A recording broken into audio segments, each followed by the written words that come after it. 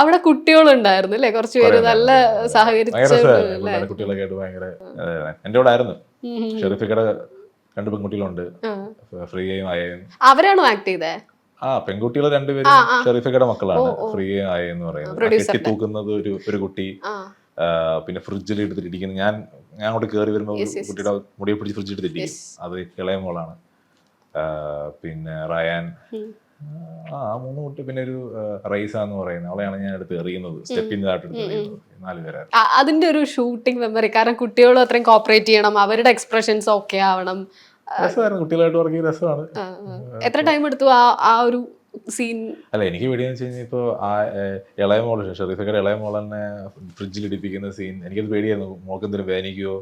അല്ല, എനിക്ക് വേദനിപ്പിക്കുന്ന ഇഷ്ടമല്ല, അപ്പോൾ വേദനിപ്പിക്കുന്ന ഒരു പേടിയുണ്ടായിരുന്നു. ഒറിജിനൽ ഫ്രിഡ്ജിൽ തന്നെ. പക്ഷെ ക്യാമറ വെച്ച രീതിയിൽ വെച്ചിട്ട് ഞാൻ എന്റെ കൈ ഫ്രിഡ്ജിൽ വെച്ചിട്ടുണ്ടല്ലോ, എന്റെ കൈ തന്നെ എടുത്ത് ഇടിപ്പിക്കുന്നത്.